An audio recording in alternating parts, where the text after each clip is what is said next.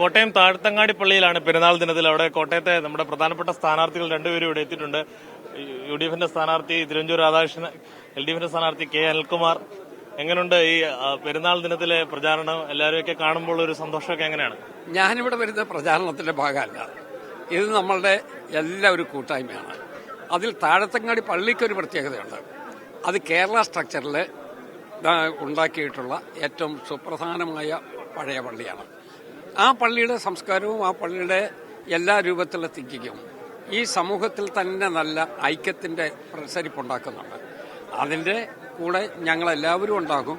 ശ്രീ അനിൽകുമാറും ഉണ്ടാകും, ഞാനും ഉണ്ടാകും, മറ്റ് സ്ഥാനാർത്ഥികളും ഉണ്ട്, എല്ലാവരും ഉണ്ടാകും. കാരണം ഈ കാര്യത്തിനകത്തൊക്കെ വളരെ കൃത്യമായി മതനിരപേക്ഷതയുടെ ഒരു ചിഹ്നമായി കാണുന്ന താഴത്തങ്ങാടി പള്ളി ഞങ്ങൾക്കൊരു മാതൃകയായിട്ടാണ് നിൽക്കുന്നത്.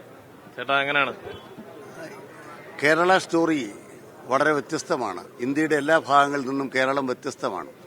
ആ വ്യത്യസ്തത ഏറ്റവും പ്രധാനപ്പെട്ട വൈവിധ്യസമ്പന്നമായ മനസ്സുകളുടെ ഒരു ഐക്യമാണ്.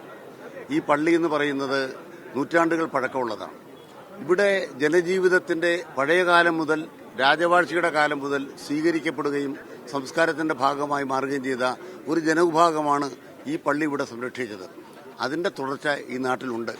അവരോടൊപ്പം ആയിത്തീരാനും കൂടിച്ചേരാനും ഈ ഈദ് ദിനാശംസകൾ പകർന്നവരോടൊപ്പം നിൽക്കാനും കഴിഞ്ഞതിൽ നല്ല സന്തോഷമുണ്ട്. നന്ദി. പരമാവധി ആളുകളെ നേരിൽ കാണുന്നതിനോടൊപ്പം പള്ളികൾ കേന്ദ്രീകരിച്ചുള്ള ആഘോഷ പരിപാടികളിലും പങ്കുവെക്കലിലും ഒക്കെയും പങ്കെടുക്കുകയാണ് സ്ഥാനാർത്ഥികൾ.